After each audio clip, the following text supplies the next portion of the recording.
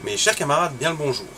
Donc aujourd'hui, petit tuto sur l'input shaper pour les Neptune 4 et 4 Pro, sachant que les 4 Plus et 4 Max ont un ADXL déjà intégré et donc permettent d'avoir l'option directement d'input shaper sur les machines. Donc ici, on va voir comment installer la petite puce qui permet de faire ce test et à quoi ça sert. Alors avant de commencer, je tiens à préciser et à remercier Tom Basement pour son tutoriel sur l'input shaping. Je me suis basé entièrement sur son tuto, je l'ai adapté juste au Neptune 4, j'ai rien fait de plus, je vous ai facilité une partie du tuto qui posait problème pour certains d'entre vous pour générer un fichier que j'ai fait moi-même et placé dans mon GitHub. Donc je tiens encore une fois à remercier Tom Basement et si vous voulez plus d'informations, encore une fois, allez dans la description, je mets un lien vers sa vidéo sur l'input shaper. Et si vous vous intéressez à Clipper, je vous conseille fortement de vous abonner à sa chaîne. Encore merci à lui. Donc, le test de compensation de résonance ou input shaping, ça va vous permettre de faire quoi? Ça va vous permettre de gommer tout ce qui est artefact, ghosting sur vos impressions. Donc ici, on voit clairement de quels défauts on parle sur les impressions. Ça va vous permettre de les rendre beaucoup plus lisses et de ne pas avoir cet effet ghosting. Donc je vais mettre en description évidemment tous les liens que vous allez voir dans la vidéo. Ici donc la documentation officielle Clipper qui explique extrêmement bien le pourquoi, du comment et comment régler le souci. Donc je ne vais pas vous gaver avec ça. Si vous voulez plus vous renseigner, je vous invite à aller dans la description et de cliquer sur le lien afin de vous documenter. Donc pour faire ce petit test, il va nous falloir une puce ADXL 345 pour faciliter évidemment l'utilisation sur la Neptune 4. Nous allons nous diriger vers une version USB de l'ADXL 345, une version de chez Fistech. Vous pouvez trouver les liens dans le dossier Neptune 4 ou Neptune 4 Pro. Il y a ensuite un dossier Input Shaper sur mon GitHub. Lien dans la description. Et vous allez avoir donc un lien Amazon si vous le faut absolument tout de suite. Mais je vous préviens, sur Amazon, il se gave bien. Faut pas se cacher ce qui est. Donc on est à 22 € plus livraison, etc. Donc voilà. C'est assez onéreux, sachant que si vous allez sur le lien AliExpress, on n'est plus qu'à 10,86 €. Donc voilà. Ça, ce sera à votre bon entendeur. Donc avant toute chose, on va télécharger le petit fichier que j'ai généré directement sur la Neptune, que j'ai rapatrié sur mon PC. Donc ça, c'était une partie justement qui posait pas mal de soucis pour certains dans le tuto de Tom. Donc là ici maintenant vous allez la voir directement ici, donc c'est le clipper.uf2. Une fois que vous cliquez dessus, vous allez avoir un petit bouton download raw file, vous appuyez et vous aurez le fichier dans vos téléchargements. Alors maintenant qu'on a le fichier clipper.uf2, nous allons donc prendre notre ADXL 345 USB de chez Fistech. Nous allons le brancher en USB sur notre PC, mais en le branchant, vous devez appuyer sur le petit bouton poussoir qui se trouve sur l'ADXL. Il est juste en dessous de Portable Input Shaper qui est marqué sur la carte. Donc vous appuyez sur le bouton, vous branchez votre ADXL à l'ordinateur. Voilà, on entend qu'il est branché. On peut relâcher et là on voit qu'il y a comme si une clé USB avait été ouverte sur votre PC. La seule chose que vous avez à faire, c'est de prendre le fichier, le coller dans votre input shaper. Voilà. Et une fois que vous avez fait ça, il vous suffit. Donc là on voit déjà que le simple fait de le mettre dedans, l'input shaper a disparu, ce qui veut dire que ça a fonctionné et donc on va pouvoir l'utiliser sur notre Neptune 4. Alors maintenant ce qu'on va faire, donc on va brancher en USB notre input shaper directement sur notre Neptune 4 ou Neptune 4 Pro. Nous allons aller via le programme PuTTY sur l'imprimante. Donc ici, je vais me rétrécir, vous n'avez pas besoin de me voir.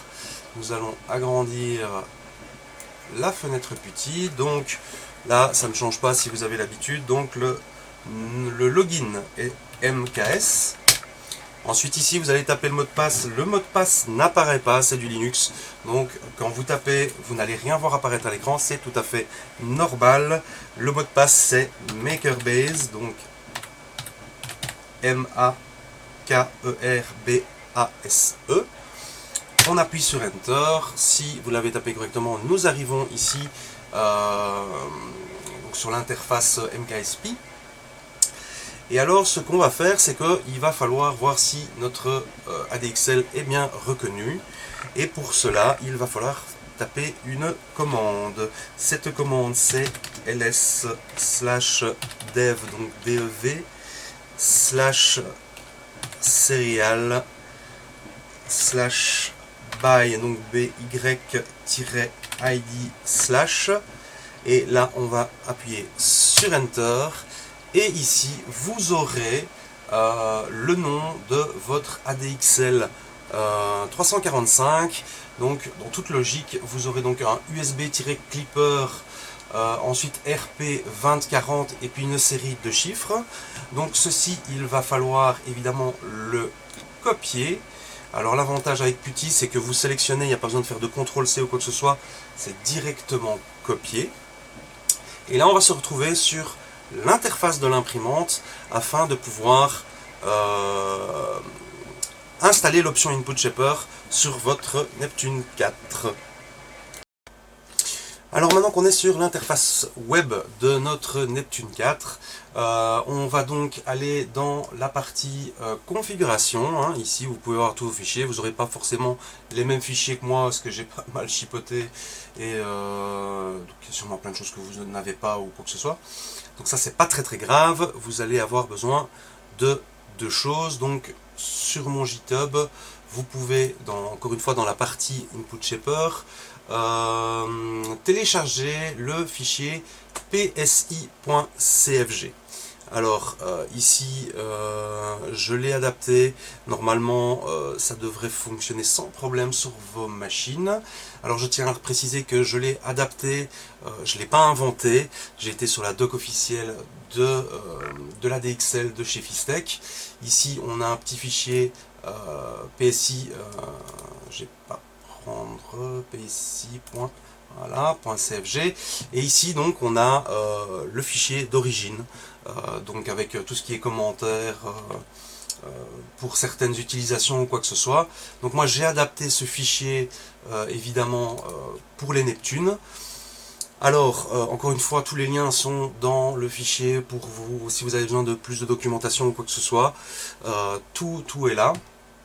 Alors ici, si jamais vous ne savez pas, donc la commande que j'ai tapée juste avant, elle est dans ce fichier, hein, donc ici vous pouvez trouver la commande à taper afin d'avoir l'adresse sériale de votre Input Shaper.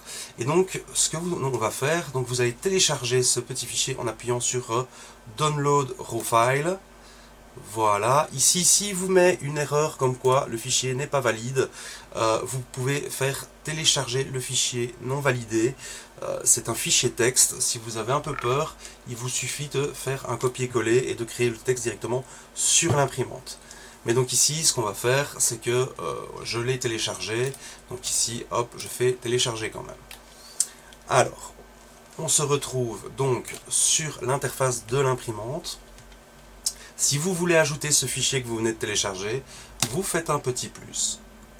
Des upload files, ou en tout cas ajouter, et vous allez aller là où il y a donc le psi.cfg, vous le sélectionnez et vous faites ouvrir. Moi, il y est déjà.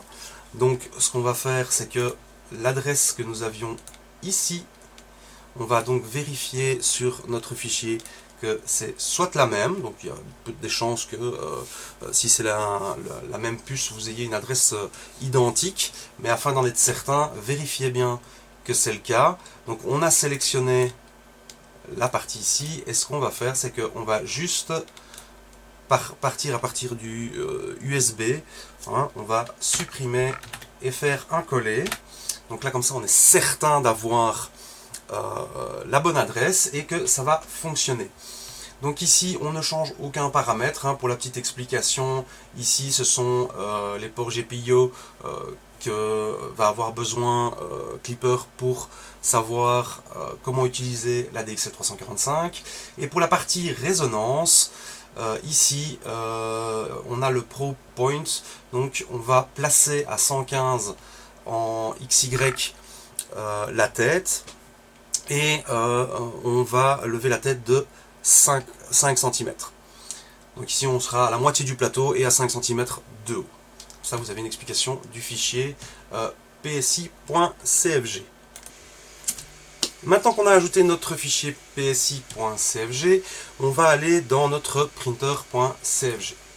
Alors si vous avez la dernière version de mon printer.cfg qui a plus ou moins 2 semaines, vous allez avoir en ligne 291, 291, une petite commande où il suffira juste d'enlever le petit carré, le petit hashtag devant la ligne 291, ou alors vous tapez la ligne entre crochets include psi.cfg. Cette ligne peut être ajoutée à n'importe quel endroit du printer.cfg, mais elle doit être impérativement mise avant une partie où il est marqué sauvegarde, save config. Si vous mettez en dessous de save config, ça ne sera pas pris en compte correctement. Donc, voilà. Donc soit vous le mettez, vous décochez celle que moi j'ai ajoutée, soit vous l'ajoutez en début, ici en dessous de include plr.cfg par exemple. Donc voilà, une fois que vous avez fait ça, vous faites enregistrer et redémarrer. La Klipper va dire qu'il n'est pas que Clippy n'est pas connecté, le temps qu'il reload la configuration. Et une fois que la configuration sera loadée, nous pourrons donc retourner sur... Voilà, donc c'est fait. Alors, pour ceux qui ont mon printer.cfg, j'ai ajouté donc il y a 2 semaines aussi, en prévoyant évidemment de faire ce tuto. Hop, voilà. J'ai donc ajouté 2 macros qui vous permettront donc de ne pas devoir taper 2 commandes, hein. Donc ces 2 macros donc sont pour l'input shaper en Y et en X, hein. Donc ce que je fais dans cette macro, c'est que je fais un home, ensuite je viens placer la tête donc à 5 cm de haut, afin d'être sûr qu'elle soit au moins à 5 cm. Ça, il n'aura pas à le faire par la suite.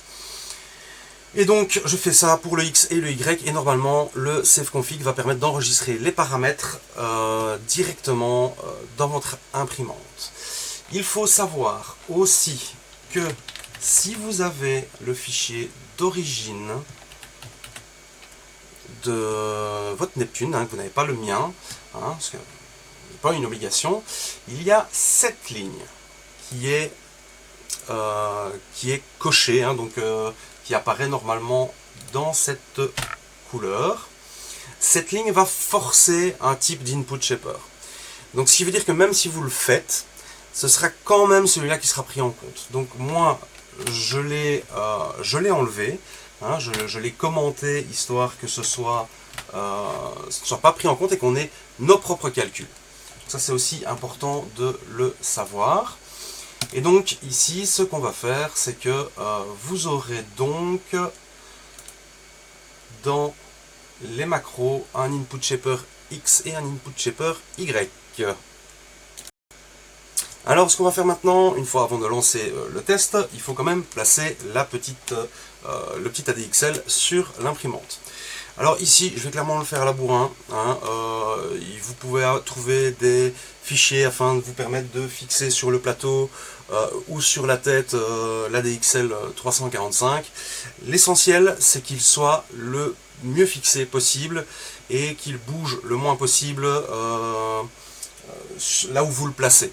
Donc ici, moi, j'ai bêtement pris un petit post-it, histoire que l'électronique ne touche pas le métal du plateau, et un bon tape que j'ai ici à la maison. Alors, il faut, bien évidemment, voilà, il est fixé. Là, il ne va clairement pas bouger, hein, donc voilà, avec simplement un bon morceau de tape, etc., on voit qu'il ne bougera pas. Hein. Vous le placez sur le plateau, peu importe où, vu que c'est la résonance du plateau qui va jouer, donc qu'il soit au milieu ou un peu sur le côté, ça n'a pas grande importance. Alors, une fois qu'on a fixé notre ADXL 345 sur le plateau ou sur la tête, on va soit utiliser les macros, soit aller dans la partie console et taper la commande. Il est toujours préférable de faire un petit home avant. Donc, si votre ADXL est sur le plateau, ne le mettez pas au centre, mettez-le plutôt vers l'avant du plateau, histoire que la tête ne vienne pas percuter votre ADXL et risquer d'endommager votre ADXL. Donc ici, ce qu'on va faire, c'est que si vous n'avez pas ma macro, soit vous l'ajoutez, hein, il suffit de la copier-coller dans votre printer.cfg, soit ce que vous allez faire, c'est qu'une fois que vous avez fait votre home, vous allez taper shaper calibrate axe Y, enfin axe égale Y si vous faites le plateau, et X si vous faites la tête. Donc voilà, l'ADXL est fixé ici, moi, sur le plateau. Je tiens à préciser que si vous allez utiliser ma macro, si vous faites un home avant, ne mettez pas l'ADXL au centre du plateau, mettez-le plutôt à l'avant. Si vous utilisez un STL imprimé, comme je l'ai vu récemment, imprimez-le à l'avant de votre plateau et pas au centre. Sinon vous allez avoir des problèmes quand la machine va faire un home, sauf si vous ne faites pas de home, hein, ça c'est aussi à vous de voir. Mais donc ici, si on utilise la macro, le home va être fait, donc ne le mettez absolument pas au centre, sinon vous allez avoir de la casse. Une fois que la DXL donc est bien fixée sur votre plateau, vous appuyez sur Input Shaper Y, ici sur votre trait Input Shaper X. Une fois que vous allez appuyer, la machine fait donc son home. Ensuite, vous pouvez aller dans la partie console. Ici, j'ai déjà fait le test, hein, histoire de gagner un petit peu de temps. Donc, il va lancer l'input shaper. La machine va commencer à vibrer. Donc, le plateau va commencer à bouger à des fréquences entre 5 et 133 Hz. Une fois qu'elle aura fini de faire ses tests, toutes les fréquences, elle va faire un calcul et elle va vous dire le résultat de ces calculs pour chacun des algorithmes qu'il y a pour l'input shaper. Alors ici, moi ici, quand je regarde, il est mis qu'il est recommandé de prendre l'algorithme de HUMP EI à une fréquence Y de 54 Hz. Alors, si je revais ici, on voit que pour cette partie-ci, donc celle-ci qui est la bonne, j'ai une vitesse d'accélération maximale suggérée de 3200 mm par seconde au carré. Cette valeur est extrêmement importante pour le Y. Pour le X, on n'en a pas besoin, mais pour le Y, c'est important. C'est les accélérations maximales que votre imprimante va gérer sans avoir de défaut. Ce qui veut dire que une fois que ma macro sera terminée, vous allez avoir un save config qui va se faire, donc la sauvegarde de cette valeur va être mise dans votre printer.cfg. Donc on va pouvoir aller dans le printer.cfg, on va pouvoir aller tout en bas. Et tout en bas, vous allez avoir donc la partie save config avec les nouveaux résultats de l'input shaper qui ont été mis ici. Ce qui veut dire que dans votre partie input shaper, ici on peut voir que la valeur ici a été commentée et donc n'est plus prise en compte celle d'origine. Donc ce sera la nouvelle valeur qu'on vient d'enregistrer. Je vous disais donc que la valeur d'accélération maximale que le test vous donne est de 3200, ce qui veut dire que vous allez aller au début de votre printer.cfg, et ici normalement l'accélération maximum est à 5000 mm par seconde au carré. Donc ici, vu que si on veut garder une belle qualité d'impression, on va évidemment réduire les performances de notre machine, mais nous aurons des impressions de meilleure qualité, et on va taper 3200. Ça, c'est une valeur importante, et c'est quelque chose d'important, c'est une partie du test de l'input shaper. Donc on va brider notre machine afin qu'elle soit pas forcément plus performante, mais elle va nous sortir des prints beaucoup plus qualitatifs. Donc ici on peut mettre donc 3200 pour l'accélération maximum. On fait enregistrer et redémarrer, et une fois que vous avez fait ça, vous le faites pour le X et vous aurez donc des résultats typés pour votre imprimante, et donc vous ne devriez plus avoir de ghosting. Alors j'espère que j'ai été assez clair, que j'ai été assez concis, que je n'ai rien oublié. Sinon n'hésitez pas à poser toutes les questions que vous voulez dans les commentaires. J'essaie vraiment de répondre dès que je peux et à tout le monde. Donc il n'y a aucun souci pour vos questions. Je tiens encore une fois à remercier Tom Basement pour donc ces tutos qui m'ont clairement bien aidé au début à me mettre à Clipper et à comprendre un petit peu toutes ces options. Donc voilà, votre input shaper est configuré. J'espère que ça rendra vos impressions encore plus belles. Et donc je vous souhaite une excellente journée, longue vie et prospérité, que la force du print soit avec vous.